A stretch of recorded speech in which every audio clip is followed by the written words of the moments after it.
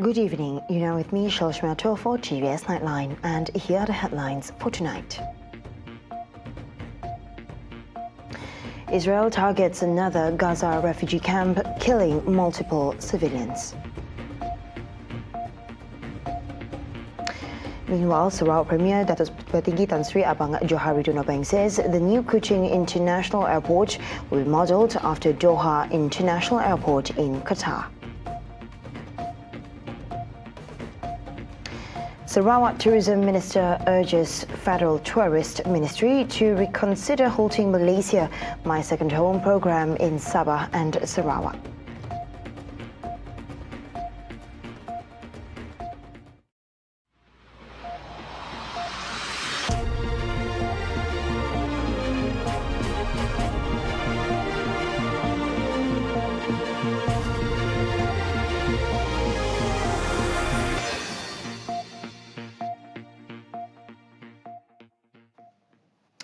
We begin with this world news. Israel targeted another Gaza refugee camp on Friday following a deadly strike on a United Nations-run school as its ongoing military campaign enters its 9th month. Eyewitnesses in Gaza reported that Nuseirat and Bureij refugee camps were attacked once more by land, sea and air raids, resulting in multiple casualties that include Nuseirat Mayor Iyad al-Makari. الساعة 10:30 توجهنا من مقر البلدية الرئيسي إلى مرفق البلدية خزان المياه الموجود في أرض المصدر. بعد 10 دقائق من مغادرتنا للمكان تفاجأنا باستهداف غادر وجبان لرئيس البلدية داخل مرفق الخزان، مما أدى إلى استشهاد رئيس البلدية الدكتور رياض أحمد بن غالي و4 من أفراد عائلته. Witnesses also said that the Israeli military launched strikes east of Deir al-Balah, leading to intense shelling and a fire at the Bureij refugee camp. The Palestinian Red Crescent Society spokesman Osama al-Khalid said occupational forces and snipers have been continuously shooting at Palestinians along Gaza's main thoroughfare. Additional reports noted that several casualties near the Al-Salam Mosque and the Wafati home in Maghazi camp in central Gaza, where 6 people were killed and several others wounded. The Gaza port area was also targeted, specifically by Israeli warships. Israel unabashedly justified its action, claiming they had eliminated dozens of terrorists hiding in these areas that were full with women and children, and then vowed to continue operations to the end.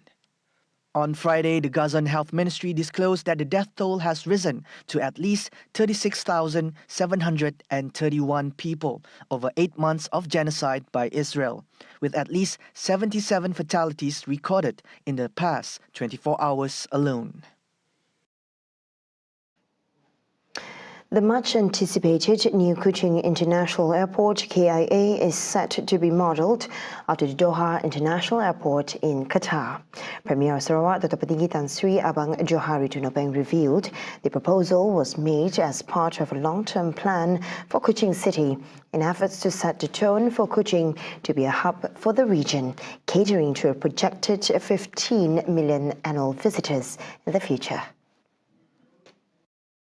Kalau mengalami kuat jangan nanam. It will be one of the biggest in this region. Dan it is state of the art.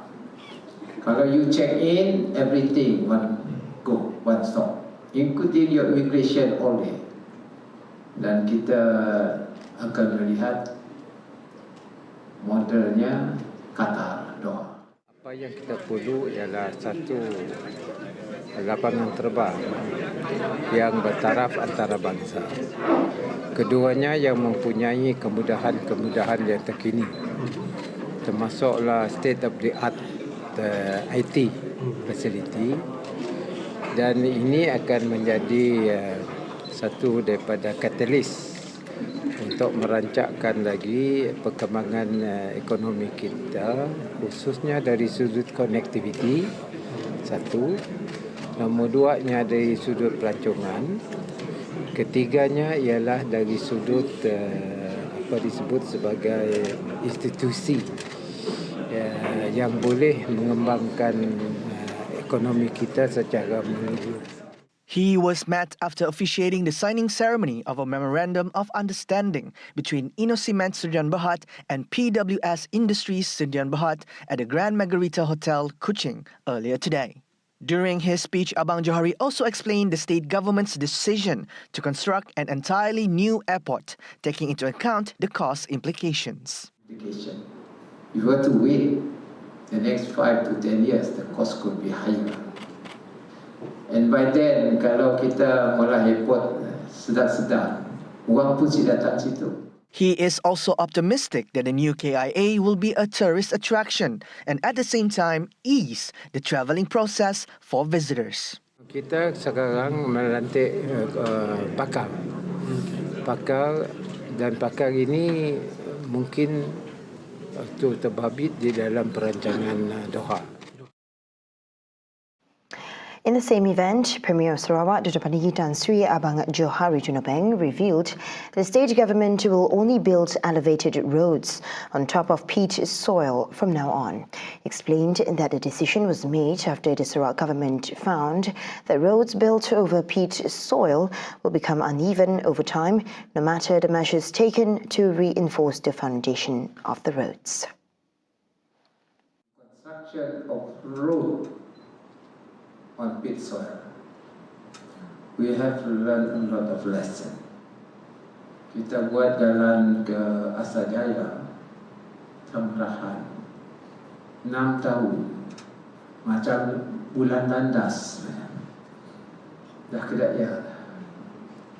Dan ini bermakna walaupun kita dah letakkan apa disebut macam kapet, it's still not comfortable.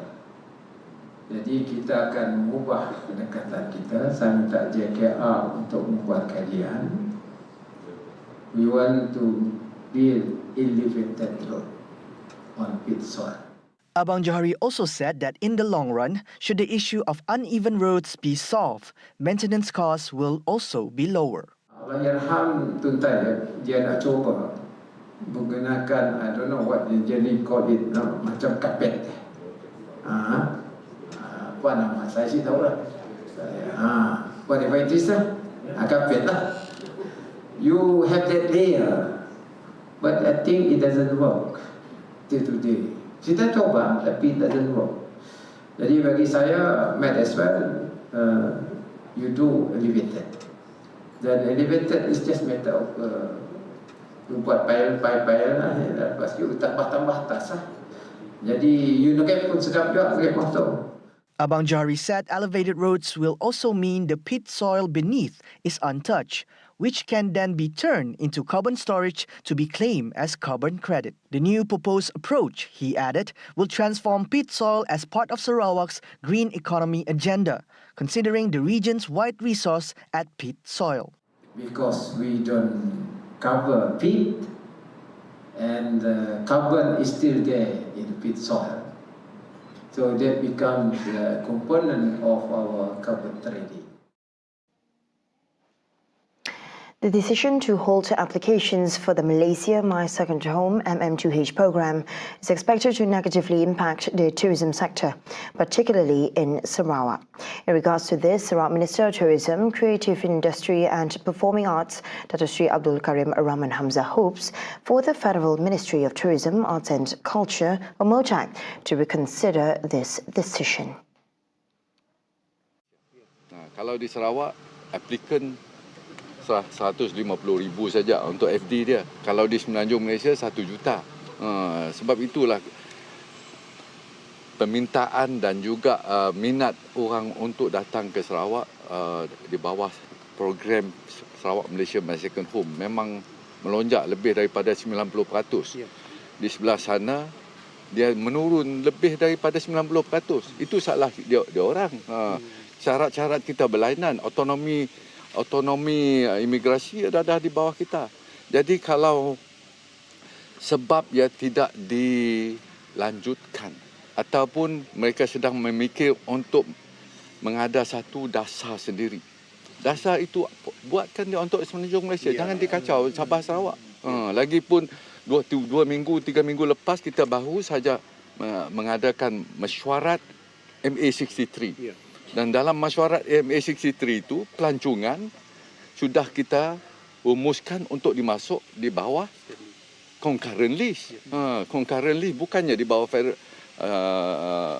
federal list. Commenting further, Karim said MOTAC should have consulted with both of Sabah and Sarawak governments before issuing the circular. Kalau ikut betul-betul, it should be a state right. But we are willing to share it. We are prepared to place it under the concurrent list. It was fully agreed during the last MA63 meeting. That was a few weeks ago lah. He said this after visiting the Rainforest World Music Festival site at Sarawak Cultural Village, Santubong, earlier today. It is understood that MOTAC issued a circular dated May 27, 2024 to all licensed agents handling MM2H applications, including in Sabah and Sarawak, to halt their operations. Royalty and leaders from outside Sarawak are expected to be among the honoured guests at the Rainforest World Music Festival, RWMF 2024. Sarawak's Minister of Tourism, Creative Industry and Performing Arts, Dato Sri Abdul Karim Rahman Hamzah, said his team cannot disclose the list of VIPs due to certain factors. Boleh dikatakan ramai pembesar-pembesar. Saya tak dapat umumkan nama atas sebab security, tapi memang kita tahu memang ramai yang mahu bersama. Dan ini menunjukkan bahawa event ini, Rainforest World Music Festival, telah mendapat nama bukan saja internationally, tapi di negara kita, pemimpin-pemimpin negeri, even royalties, mereka mahu bersama-sama datang ke sini untuk melihat dan terhibur. Selain daripada itu, kemungkinan pemilihan artis-artis dan performers untuk tahun ini cukup baik sekali, dan ini yang telah menarik minat mereka ini untuk minta dijemput ataupun. He added that preparations are now running smoothly, with the RWMF site expected to be completed soon.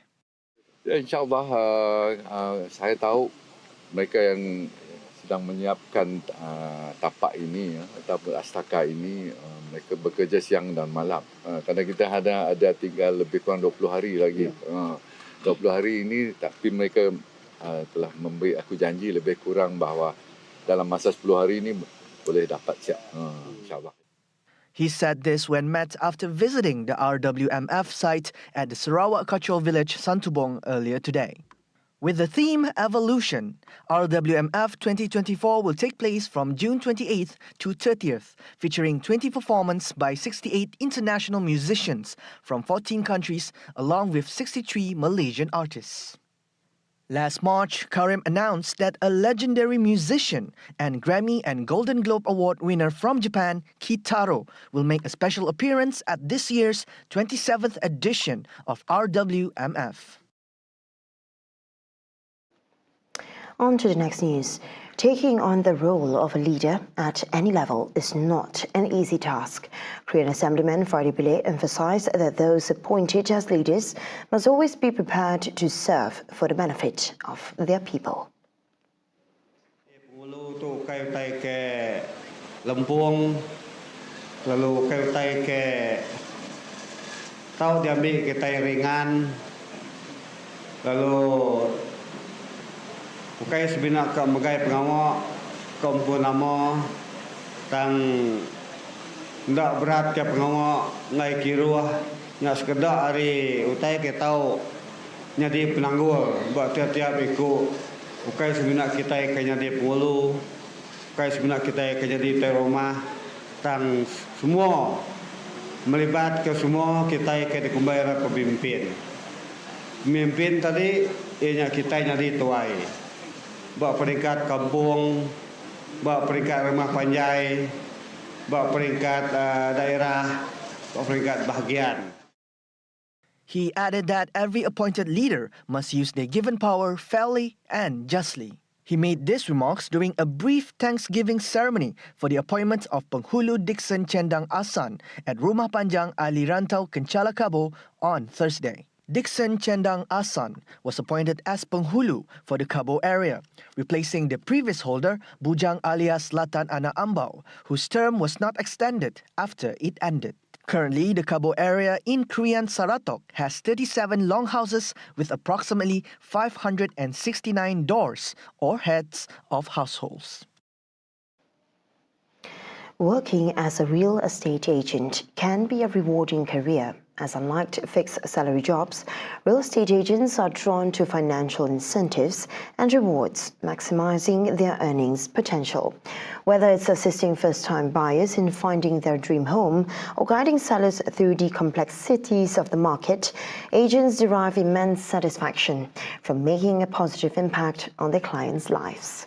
Now, Tvs met with a few agents on the ground, from first-timers to some who went into the job out of the blue, to tell us why working in real estate is their call.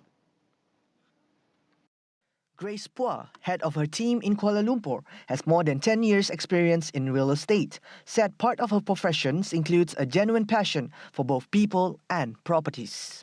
For 10 years, so what I enjoy is like meeting different people every day. Like I can meet a lawyer, doctor, and then a businesswoman every day, and then with I can plan my time lah.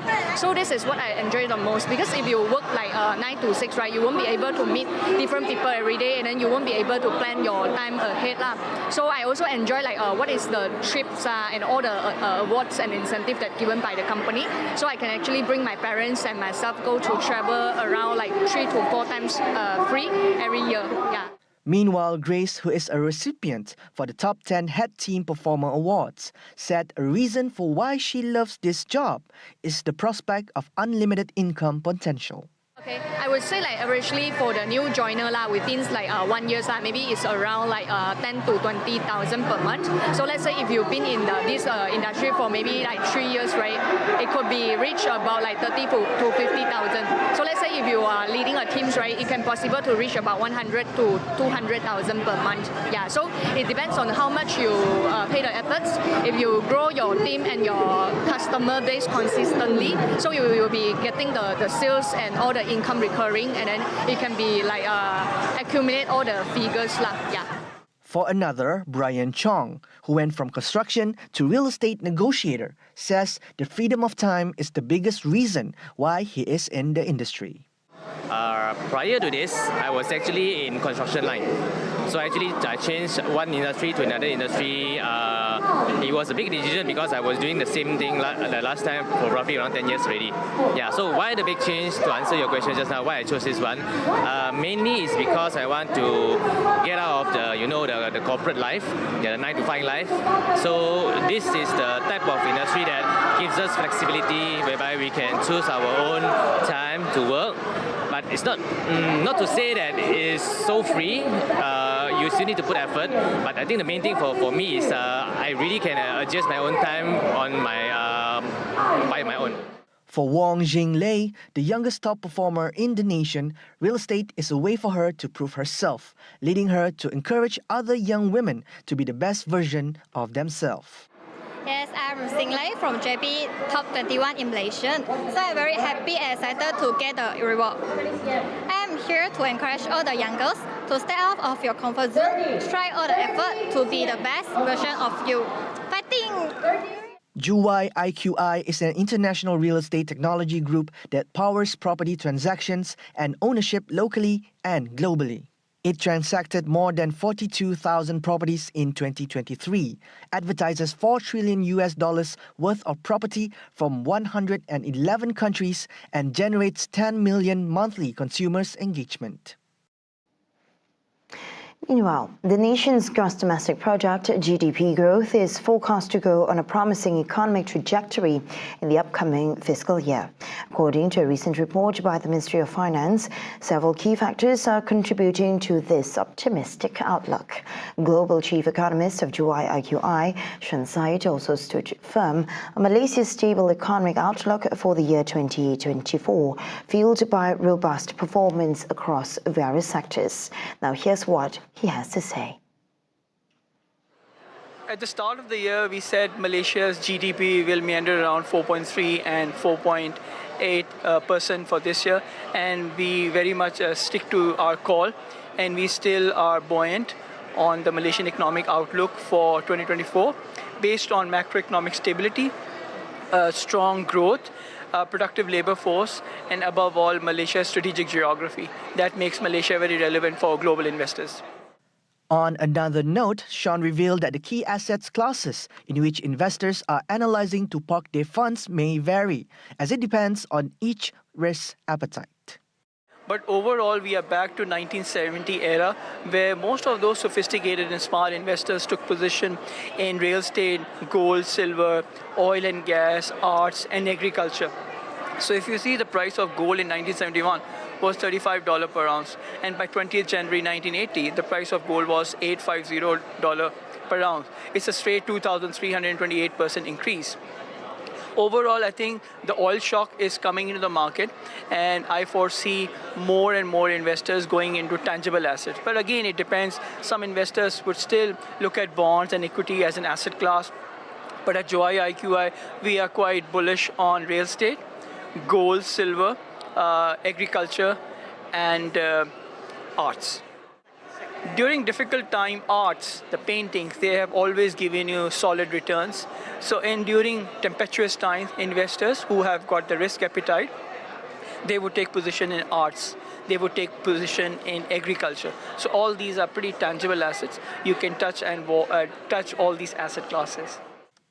Amidst challenges which include inflationary pressures and geopolitical uncertainties, Malaysia's economic outlook remained resilient, buoyed by sound macroeconomic fundamentals and proactive policy measures, positioning itself as a dynamic and competitive player in the global economy.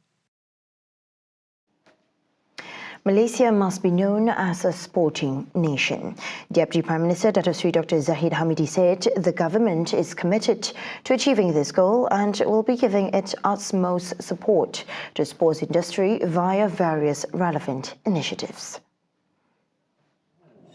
KBS, badan-badan sukan, MOM juga, utamanya para atlet mesti berprestasi tinggi di dalam bidang sukan tertentu. Sebagaimana yang kita ketahui, biarlah sukan-sukan yang tertentu ini yang kita boleh menjadi juara dunia diberikan terus keutamaan oleh KBS, dan saya yakin kita akan cemerlang di peringkat antarabangsa di peringkat dunia. To effectively uplift the sports industry requires collaborative effort not only from the government but also from GLCs as well as the private sector. An example, Zahid pointed out, was the recent signing of a Memorandum of Understanding, MOU, between a GLC and the Ministry of Youth and Sports that benefits athletes nationwide greatly. Malaysia sebagai sporting nation harus menjalin hubungan yang baik sebagaimana yang telah saya lontarkan tadi, agar kita akan dapat menerjemahkan atau merealisasikan matlamat kerajaan melalui KBS supaya Malaysia berada di garisan paling hadapan di dalam bidang-bidang tertentu. Dan saya juga merasakan bahawa soal kecemerlangan sukan adalah tanggungjawab kita bersama.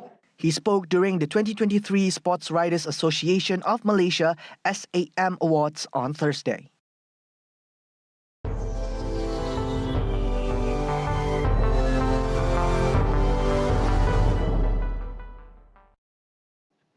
And now on to our world affairs. Amidst straining ties with Washington over Ukraine, Russia has officially labelled the United States as an enemy state for the first time. Dmitry Peskov, the spokesperson for Russian President Vladimir Putin, said the designation of the US as an enemy state by Russia is the first in their diplomatic history. This decision follows a series of events highlighted by the U.S. government's intervention to stop former U.S. Marine Corps intelligence officer Scott Ritter from traveling to Russia. U.S. border officials confiscated Ritter's passport as he prepared to attend the St. Petersburg International Economic Forum, which has escalated tensions between the U.S. and Russia.